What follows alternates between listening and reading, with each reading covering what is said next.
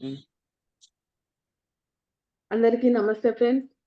ముందుగా బ్రహ్మర్షి పితామహ పత్రిజీ గారికి, వంశీ మాస్టర్ గారికి, ప్రవీణ మేడం గారికి నా హృదయపూర్వకమైన ఆత్మ ప్రణామాలు.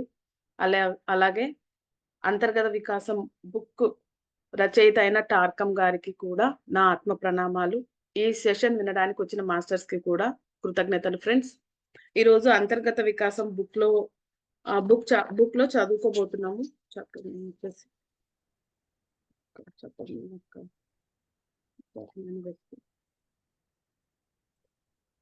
చాప్టర్ నేమ్ అక్క. అంతర్గత శక్తి సామర్థ్యాలు ఏం ఆ! లేదు. అంతర్గతంలోని శక్తి సామర్థ్యాలు అన్న టాపిక్‌లో 16 పేజీ చదువుకోబోతున్నాం ఫ్రెండ్స్.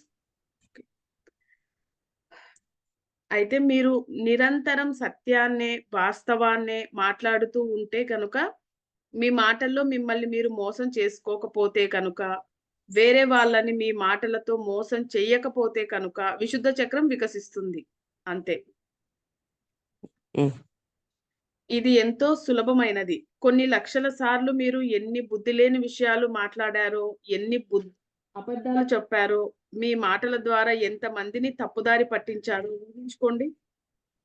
ఇప్పుడు మిమ్మల్ని మీరు సరిచేసుకుంటే కనుక, విశుద్ధ చక్రం పనిచేయడం, తెరుచుకోవడం, వికసించడం మొదలుపెడుతుంది. ఎందుకంటే, సత్యాన్నే మాట్లాడడం, వాస్తవాన్ని మాట్లాడడం, సత్ సౌందర్యాన్ని గురించి మాట్లాడడం, ప్రజ్ఞ గురించి మాట్లాడడంలో మీ విశుద్ధ చక్రాన్ని వికసించేలా చేసే అగ్నిమయమైన శక్తిని మీ స్వంత కేంద్ర స్థానం నుంచి మీరు వెలికి తీస్తారు. అంటే సత్యాన్నే మాట్లాడాలి. వాస్తవాన్నే మాట్లాడాలి అని జెప్తున్నారు. హ్మ్. అబద్ధాలు ఇవన్నీ ఏమి మాట్లాడొద్దు. ఇవన్నీ మాట్లాడారు అంటే విశుద్ధ చక్రం ఓపెన్ అవ్వదని. హ్మ్. మళ్ళీ నేను ఒక్కసారి లాస్ట్ చదువు. మళ్ళీ చదవాలక్క? హ్మ్. మీరు నిరంతరం సత్యాన్నే, వాస్తవాన్నే మాట్లాడుతూ ఉంటే కనుక, మీ మాటలలో మిమ్మల్ని మీరు మోసం చేసుకోకపోతే కనుక, వేరే వాళ్ళని మీ మాటలతో మోసం చెయ్యకపోతే కనుక, విశుద్ధ చక్రం వికసిస్తుంది. అంతే. ఇది ఎంతో సులభమైనది. కొన్ని లక్షల సార్లు మీరు ఎన్ని బుద్ధిలేని విషయాలు మాట్లాడారో, ఎన్ని బుద్ధిలేని అబద్ధాలు చెప్పారో, మీ మాటల ద్వారా ఎంతమందిని తప్పుదారి పట్టించారో ఊహించుకోండి. ఇప్పుడు హ్మ్. మిమ్మల్ని మీరు సరిచేసుకుంటే కనుక, విశుద్ధ చక్రం పనిచెయ్యడం, తెరుచుకోవడం, వికసించడం మొదలుపెడుతుంది. అంటే ఎ మన మాటల ద్వారా తప్పు దారి గూడా పట్టించకూడదు వాళ్ళని. అది హ్మ్. కూడా రాంగ్ అనే చెప్తున్నారు. హ్మ్. ఎందుకంటే, సత్యాన్ని మాట్లాడడం, వాస్తవాన్ని మాట్లాడడం, సౌందర్యాన్ని గురించి మాట్లాడడం, ప్రజ్ఞ గురించి మాట్లాడడంలో మీ విశుద్ధ చక్రాన్ని వికసించేలా చేసే అగ్నిమయమైన శక్తిని మీ స్వంత కేంద్ర స్థానం నుంచి మీరు వెలికి తీస్తారు. హ్మ్. నేను లాస్ ఏంజెల్స్‌లో ఉండగా ఒక పెద్ద మనిషి వచ్చి, "నేను నిజంగా తీవ్రమైన కృషి చేయాలనుకుంటున్నాను. నేను ధ్యానం చేస్తున్నాను. నేనిది చేస్తున్నాను, అది చేస్తున్నాను" అని చెప్పాడు. "నువ్వు నిజంగా చాలా బాగున్నావని నేను చెప్పాలని" అతను ఆశించాడు. అతను హుహు. తన గొప్ప ప్రదర్శిస్తున్నాడు. "అద్భుతం! హ్మ్. నువ్వు ఇప్పటికే స్వర్గంలో ఉన్నావని నేను అనుకుంటున్నాను. నీకు నా అవసరం లేదు. మేమా అంశాన్ని అక్కడితో ముగించి, కొన్ని వేరే విషయాల గురించి మాట్లాడుకున్నాం." అంటే ఆయన గొప్పతనాన్ని అతను తెలియజేస్తున్నాడు. ఎదుటవాడు నువ్వు చాలా గొప్పవాడివి. నువ్వు ఇంత బాగున్నావని చెప్తాడు అని చెప్పి ఎదురు చూస్తున్నాడు. అంతే గదా! అ అవునక్క. అంటే హ్మ్. ఎదుటి వ్యక్తి తన గొప్పని తాను చెప్పుకుంటున్నాడక్క. టార్కం గారు అంటున్నారు. ఓహ్! ఆ తర్వాత నేను వెళ్ళిన ఒక పార్టీలో అతనొచ్చాడు. అతను ఎంత తెలివి తక్కువగా, ఎంత బుద్ధి లేకుండా ప్రవర్తించాడో మీరు చూడాల్సింది. అతను ముద్దులు పెడుతూ, కౌగిలించుకుంటూ తెలివి తక్కువ విషయాల గురించి మాట్లాడుతున్నాడు. అది ఎంతో మూర్ఖంగా ఉంది. ఇలా రా హ్మ్. అని నేనన్నాను. నేను అంటే టార్కమక్క. టార్కం గారు. హ్మ్. ఇలా రా హ్మ్. అని నేనన్నాను. నా నుంచి మీకు ఏం కావాలి? అని అతన్ని అడిగాను. నువ్వు హ్మ్. ఎంతో దయనీయ స్థితిలో ఉన్నావు. నువ్వు మురికి కాలువలో పడిపోయావు అన్నాను నేను. మీ ఉద్దేశ్యం ఏమిటి అని అడిగాడతను. నువ్వు దాన్ని అర్థం చేసుకోగలిగితే కనుక ఇది చాలు అని నేను చెప్పాను. హ్మ్. మనం చేసేది అదే. పసిపిట్టలా వసపిట్టలా అనవసరంగా వాగుతూ, సరసాలాడుతూ, బుద్ధిలేని పనులు చేస్తూ ఉండగా, ఆ విశుద్ధ చక్రాన్ని నియంత్రించడం చాలా కష్టం. ఓహ్! ఓకే. గాంభీర్యం ఉండాలి. ఈ నేల మీ మాట ఈ నెల మీ మాట ఈ నేల ఈ నెల మీ మాట అర్థవంతంగా, ప్రయోజనకరంగా, అందంగా, ధర్మబద్ధంగా, స్వచ్ఛంగా, వాస్తవంగా ఉందా? లేక మీరు లేనిపోనివి కల్పించి మాట్లాడుతున్నారా? అనేది గమనించడానికి మీరు ప్రయత్నించండి. ఆ లైన్ చదువమ్మా మళ్ళీ. హ్మ్. మీ మాట అర్థవంతంగా, ప్రయోజనకరంగా, అందంగా, ధర్మబద్ధంగా, స్వచ్ఛంగా, వాస్తవంగా ఉందా? లేకపోతే మీరు లేనిపోని కల్పించుకుంటూ మాట్లాడుతున్నారా అనేది గమనించడానికి మీరు ప్రయత్నించండి. అంటే ఆ విశుద్ధ చక్రము అదే ఆ విశుద్ధ చక్రం యాక్టివ్‌గా ఉండాలి అంటే ఇవన్నీ చెయ్యాలి అన్నట్టు ఆ! చెప్తున్నారు. హ్మ్. హ్మ్. ఏం జరుగుతుందో పరిశీలించండి. ఆ చెట్టు మీద పెద్ద ఏనుగుంది. ఒకటి చెప్తున్నారక్క. ఆ చెట్టు మీద హ్మ్. పెద్ద ఏనుగుంది. హ్మ్. నేను దాన్ని చూసాను. నన్ను నమ్మండి అని ఎవరో అరుస్తారనుకోండి. హ్మ్. మీకు ఏనుగు కనిపించలేదు. ఎందుకంటే మీ దగ్గర ఆ ఛాయాచిత్రం ఉందని, అక్కడ ఉన్నది మనిషి అని మీరంటే కనుక, మనోశక్తి ద్వారా నేను దాన్ని చూసాను అని అతడంటాడు. హ్మ్. మీరు మీ సృజనాత్మక కేంద్రం వికసించేలా చేసుకోవాలి. ఆ సృజనాత్మక కేంద్రాన్ని లేదా చక్రాన్ని వికసింపజేసుకున్నప్పుడు మీ దర్శనాలు, మీ ప్రేరణలు, మీరు అందుకుంటున్న గొప్ప మనో సందేశాలు ఎలా కొత్త ఆకారాలు, కొత్త రూపాలు ధరించి క్రమబద్ధంగా, సృజనాత్మకంగా వ్యక్తమవుతాయో చూసి మీరెంతో ఆశ్చర్యపోతారు.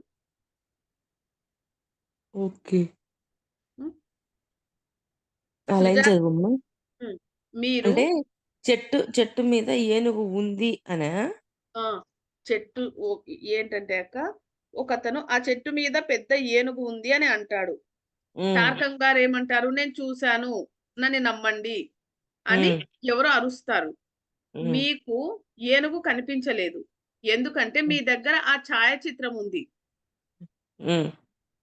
అక్కడ ఉన్న మనిషి అక్కడ ఉన్నది మనిషి అని మీరంటే కనుక, మనోశక్తి ద్వారా నేను దాన్ని చూసాను అని అతడంటాడు.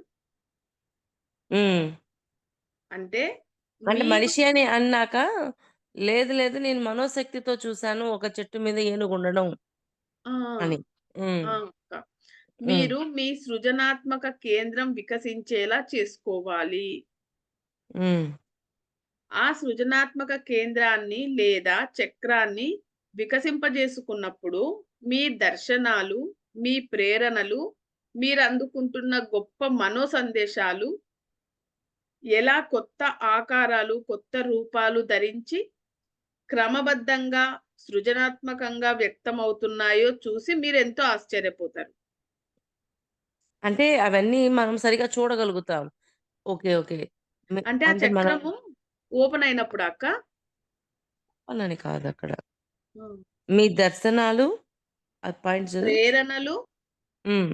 మీ దర్శనాలు, మీ ప్రేరణలు, మీరందుకుంటున్న గొప్ప మనో సందేశాలు ఎలా కొత్త ఆకారాలు, రూపాలు ధరించి క్రమబద్ధంగా, సృజనాత్మకంగా వ్యక్తమవుతాయో చూసి మీరు ఎంతో ఆశ్చర్యపోతారు. హ్మ్. అంటే అవన్నీ అందుతూ ఉంటాయి. అందేటప్పుడు అంటే ఫస్ట్‌లో మాస్టర్స్ పై తలాల్లో ఉన్నవి ఒక స్పార్క్‌లాగా వచ్చి చెప్పేవి, ఇవన్నీ మనకు అందేవి కావు. ఎప్పుడైతే ఇలాగ అందుతూ ఉన్నాయో, అప్పుడు దాన్ని బట్టి మనకన్నీ అర్థం అవ్వడం అనేది జరుగుతుంది. అంటే ఆ క్రియేటివిటీ అనేది అర్థమవుతుంది అన్న కోణం అనిపిచ్చింది నాకు. ఇంకా ఉందక్క కింద చదువుతాను. సృజనాత్మకత అంటే ఏమిటి అంటున్నారు. హ్మ్. సృజనాత్మకత వేరే వాళ్ళకు, మీకు విస్తారంగా అభివృద్ధిని, సమృద్ధిని, వికాసాన్ని కలిగిస్తుంది. హ్మ్. అకస్మాత్తుగా మనసులో తట్టిన ఒక భావాన్ని వ్యక్తీకరించాలనిపించి, మీకు ఎంతో సంతోషంగా అనిపించడం మీరు అనుభూతి చెందుతూనే ఉంటారు కదా! హ్మ్. అలా ఎందుకు జరుగుతుంది? అలా ఎందుకు జరుగుతుందంటే, మీ సృజనాత్మక చర్య మిమ్మల్ని పునరుత్తేజం చేస్తుంది. మీ ఉన్నత చక్రాల నుంచి శక్తి వస్తుంది అంటున్నారు. అంటే మీ క్రియేటివిటీ మిమ్మల్ని ఇంకా ముందుకు తీసుకెళ్తది. అది పై తలాల నుంచి, పై చక్రాల నుంచి అందేటట్లు చేస్తుంది అని జెప్తున్నారు. అంటే క్రియేటివిటీ పెంచుకోమని జెప్తున్నారు.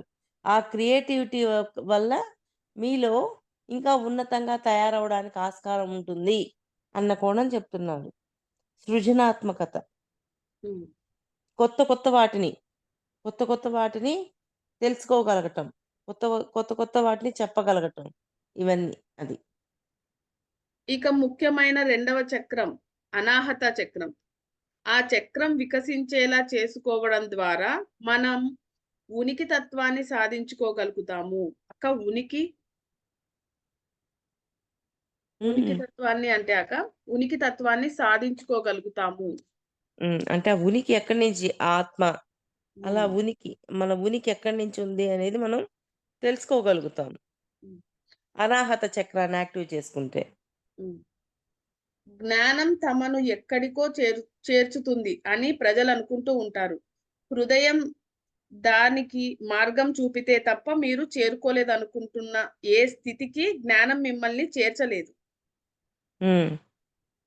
అనాహత చక్రాన్ని ఎలా తెరుచుకోవాలి? ధ్యానం ద్వారా కాదు. శ్వాసకు సంబంధించిన అభ్యాసాల ద్వారా కాదు. హ్మ్.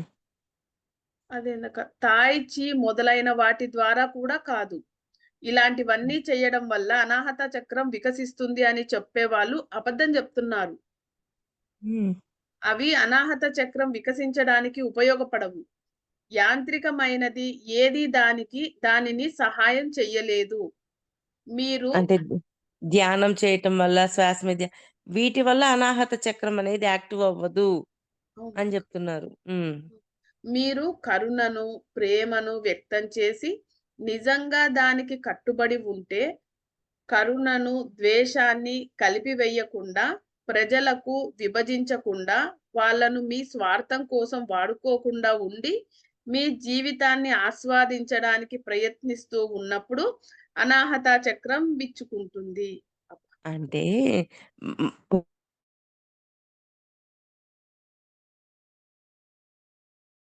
అప్పుడు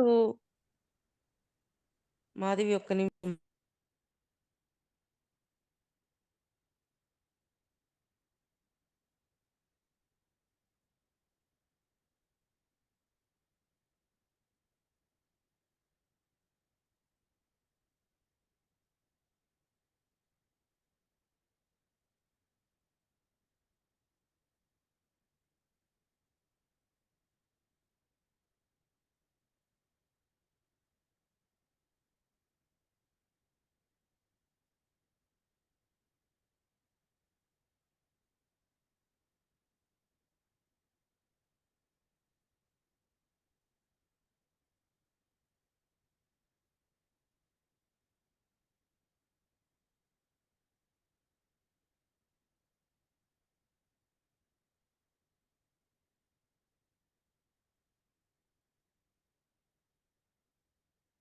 చదువు మాధవి. హ్మ్.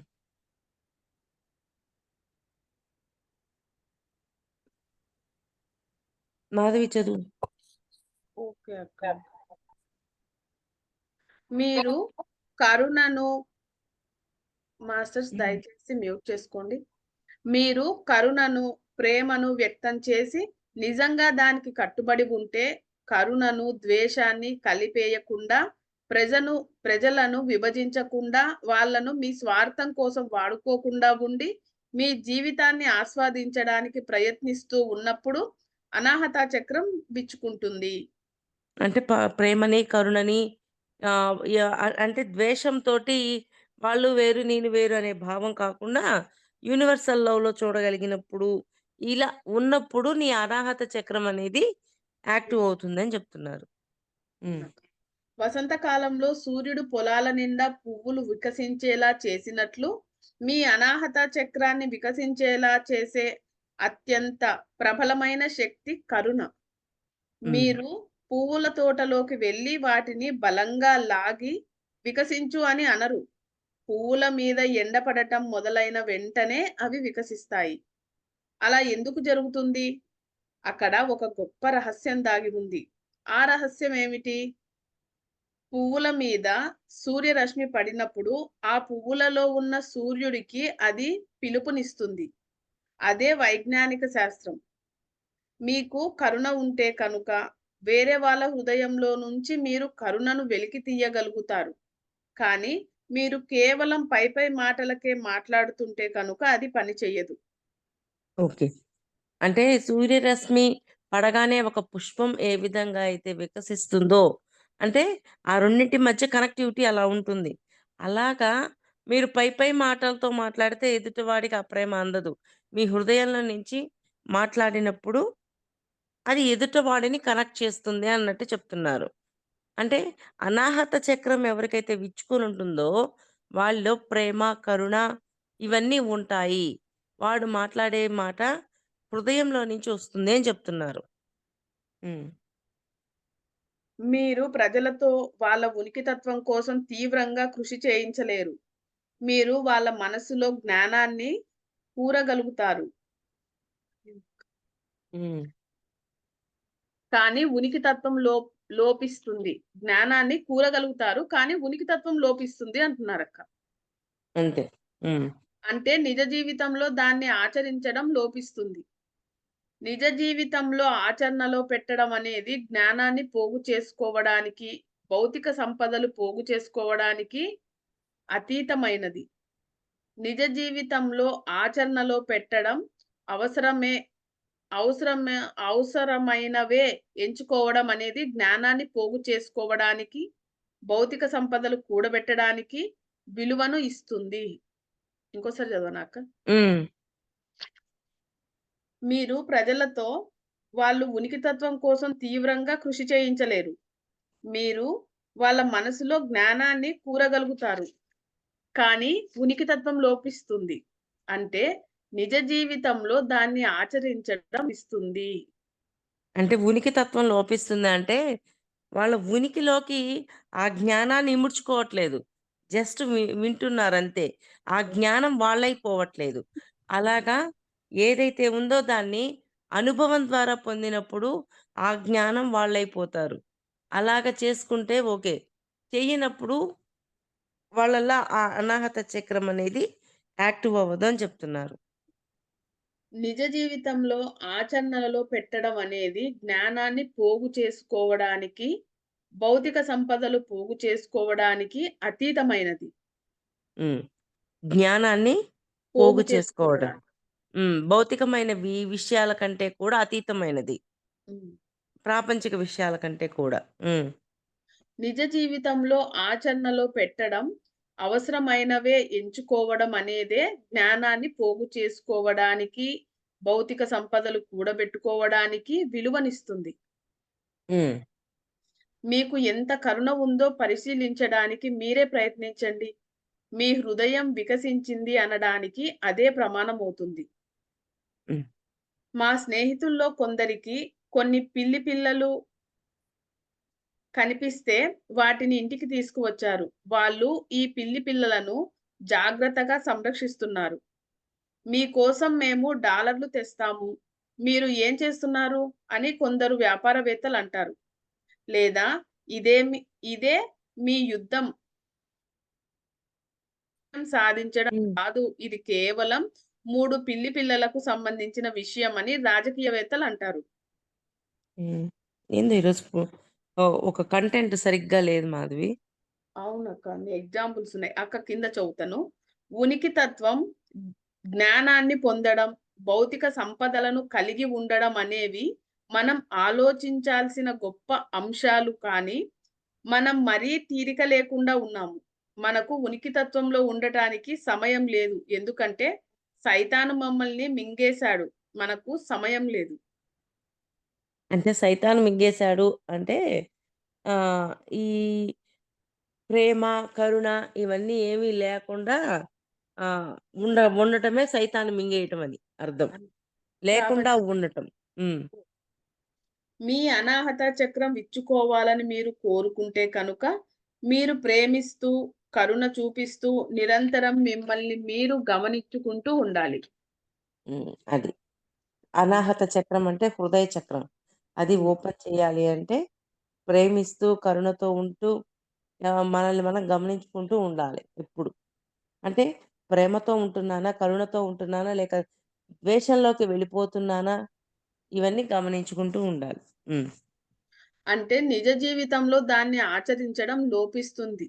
నిజ జీవితంలో ఆచరణలో పెట్టడం అనేది జ్ఞానాన్ని పోగు చేసుకోవడానికి, భౌతిక సంపదలు పోగు చేసుకోవడానికి అతీతమైనది. నిజ జీవితంలో ఆచరణలో పెట్టడం, అవసరమైనవే ఎంచుకోవడం అనేదే జ్ఞానాన్ని పోగు చేసుకోవడానికి, భౌతిక సంపదలు కూడబెట్టడానికి విలువను ఇస్తుంది. హ్మ్. ఏ ఇది రిపీట్‌గా మళ్ళీ చదువుతున్నా. చదువు లైన్.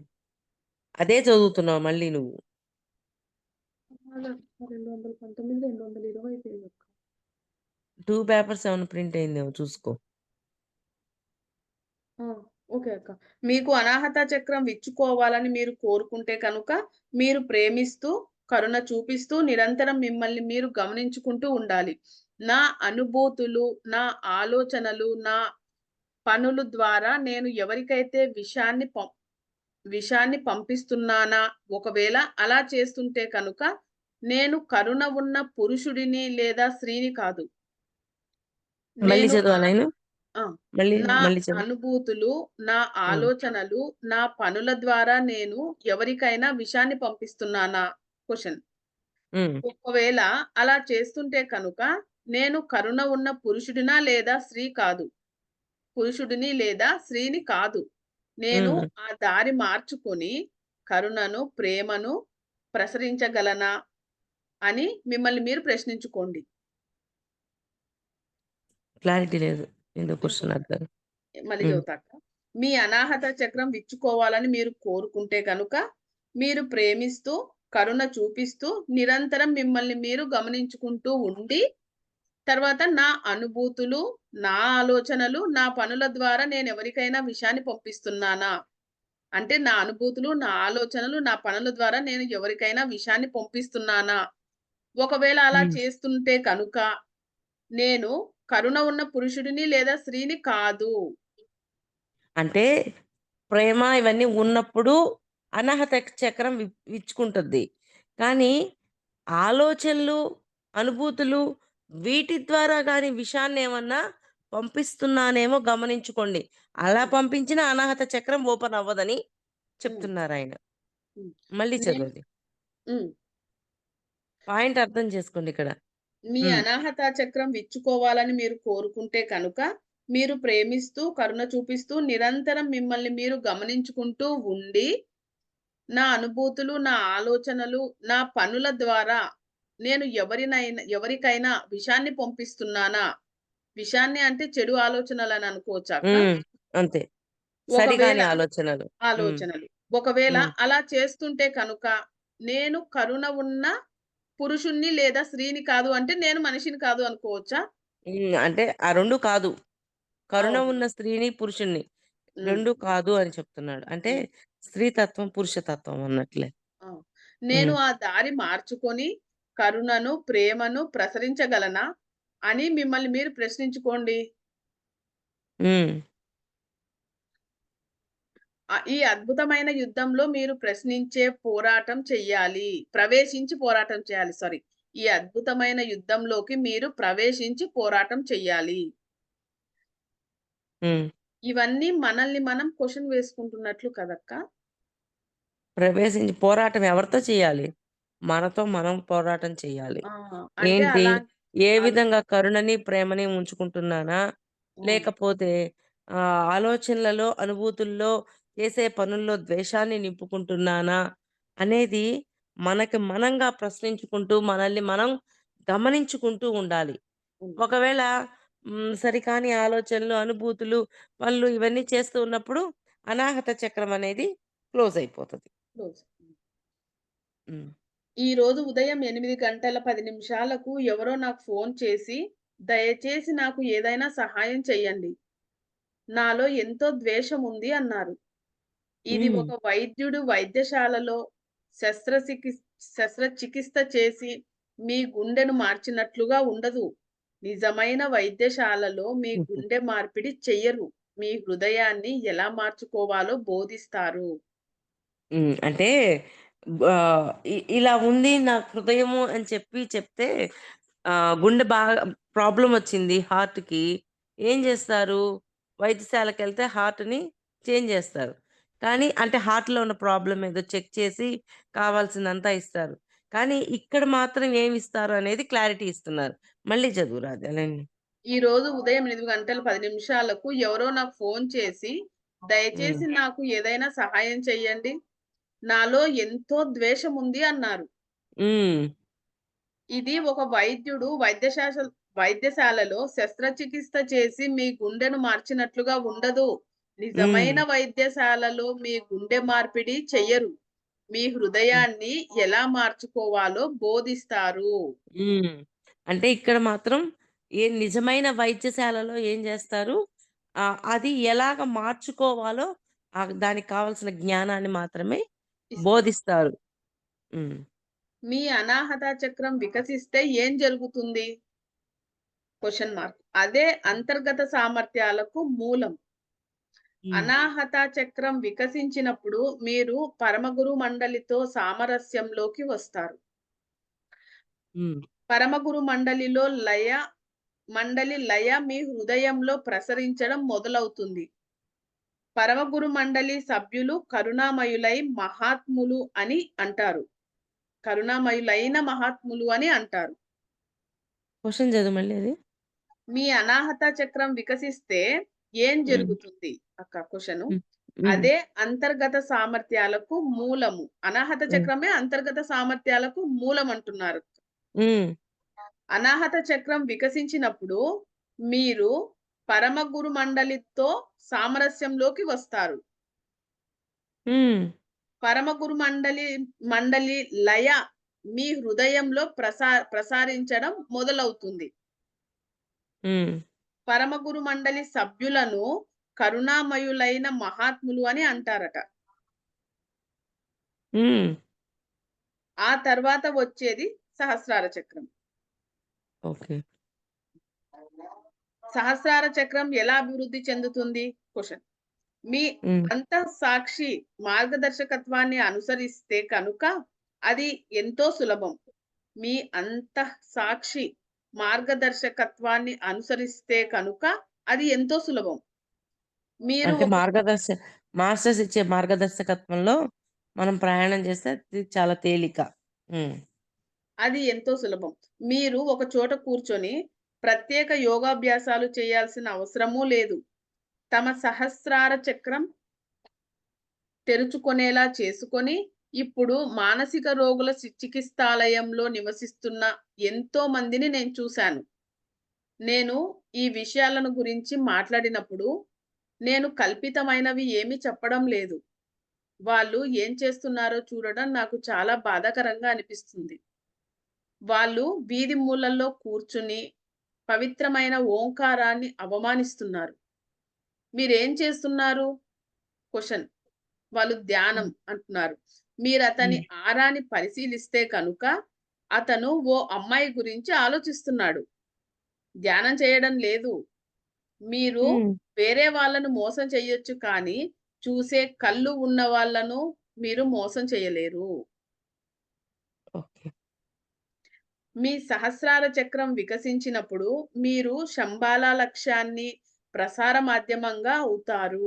హ్మ్. అంటే పరమ గురువులు ఇచ్చే ఆ లక్ష్యాలన్నిటిని తీసుకొని వాటిని ఇక్కడ అమలు చేస్తూ మనం ఆ పని చేస్తూ ఉంటామనమాట. హ్మ్. మీ సహస్రార చక్రం వికసించినప్పుడు మీరు శంబాల లక్ష్యానికి ప్రసార మాధ్యమంగా అవుతారు. అది శక్తివంతమైనది. హ్మ్. మనం, వాళ్ళిచ్చే అన్ని సంకేతాలను గ్రహించగలుగుతూ ఉంటాం. హ్మ్. మనం క్రీస్తు, కృష్ణుడు, బుద్ధుడు, జొరాస్టర్ గొప్ప మహాత్ముల లాంటి ఎన్నో శక్తివంతులను చూసాము. వాళ్ళు ఎంతో ఎంతో మంది గదా! ఆ! సరే. ఎంతో హ్మ్. శక్తిమంతులను చూసాము. హ్మ్. వాళ్ళు గొప్పవాళ్ళెందుకయ్యారు? ఎందుకంటే, వాళ్ళు తమ అంతర్గత సామర్థ్యాలు వికసించేలా చేసుకున్నారు. వాళ్ళు తమలో అంతర్గతంగా ఉన్న ఆత్మకు చెందిన నిధిని చేరుకొని, ఆ నిధి తలుపులను తెరిచి, ఆ నిధులను బయటకు తీసుకురాగలిగారు. ఓకే. మనలోనూ ఆ నిధులున్నాయి. హ్మ్. ఆ నిధులను వెలికి తీయడమే మన గమ్యం. హ్మ్. ఓకే. అంటే ఆ నిధులను తీసుకొచ్చుకొని బయటికి తీసుకొచ్చుకున్నారు ఆ నిధులన్నిటిని. హ్మ్. మనలోనూ నిధులున్నాయి. అయన్నీ బయటికి తీయండి అని జెప్తున్నారు. ఆత్మలో. హ్మ్. హ్మ్. ఆ అది నిధిని సహస్రారానికి సంబంధించిన క్వెషన్‌లు మళ్ళీ ఒక్కసారి చదువు మాధవి. ఓకే అక్క. మీ సహస్రార చక్రం వికసించినప్పుడు, మీరు శంబాల లక్ష్యానికి ప్రసార మాధ్యమంగా అవుతారు. అది శక్తివంతమైనది. మనం క్రీస్తు, కృష్ణుడు, బుద్ధుడు, జొరాస్టర్ గొప్ప మహాత్ముల లాంటి ఎంతో శక్తిమంతులను చూసాము. వాళ్ళు గొప్పవాళ్ళెందుకయ్యారు? ఎందుకంటే, వాళ్ళు తమ అంతర్గత సామర్థ్యాలు వికసించేలా చేసుకున్నారు. వాళ్ళు మొ తమలో అంతర్గతంగా ఉన్న ఆత్మకు చెందిన నిధిని చేరుకొని, ఆ నిధి తలుపులు తెరిచి, ఆ నిధులను బయటకు తీసుకురాగలిగారు. మనలోనూ ఆ నిధులున్నాయి. ఆ నిధులను వెలికి తీయడమే మన గమ్యం. హ్మ్. Next question. ఆ నిధిని తెరవడానికి వేసే మొదటి అడుగు ఏమిటంటే, ప్రతిరోజు మీరు నిన్నటి కన్నా మెరుగుగా ఉండేలా తీవ్రంగా కృషి చెయ్యాలి. అంతే. మీ శరీరాకృతి మీకు నచ్చడం లేదు. దాన్ని మార్చుకోండి. మీ భావోద్వేగాలు, మీ ద్వేషం, మీ కోపం, మీ వేర్పాటువాదం, మీ జాతి వివక్ష, మీ అతి మతభక్తి, ప్రార్థనా మందిరపు మూఢ విశ్వాసాలు మీకు నచ్చడం లేదు. దాన్ని మార్చుకోండి. నాకు ఇది ఏమాత్రం నచ్చడం లేదు. నేను దుర్వాసన వస్తున్నాను. నేను కంపు కొడుతున్నాననుకోండి. హ్మ్. ఇప్పుడు మీ విశుద్ధ చక్రం, అనాహత చక్రం, సహస్రార చక్రం వికసించాయి. మీరు సమతా స్థితి ఉన్న వ్యక్తి. ఆ పదం గురించి ఆలోచించండి. చాలా మంది ప్రజలు గాలిలో కొట్టుకుపోతున్నట్లు నడుస్తున్నారు. అక్కడ సమతా స్థితి లేదు. వాళ్ళ శరీరంలోనూ లేదు. వాళ్ళ భావోద్వేగాలు, బాంధవ్యాలలోనూ లేదు. వాళ్ళ ఆలోచనల్లోనూ లేదు. అది నువ్వు వచ్చేలా ఉన్నా గాని అది నవ్వు వచ్చేలా ఉన్నా గాని, పూర్తిగా అదే వాస్తవం. వాళ్ళ దగ్గర సమతా స్థితి లేదు. ఒకవైపు గాలిలో కొట్టుకుపోతుంటే, మరొక వైపు ప్రవాహంలో మునిగిపోతోంది. వాళ్ళలో సమతా స్థితి లేదు.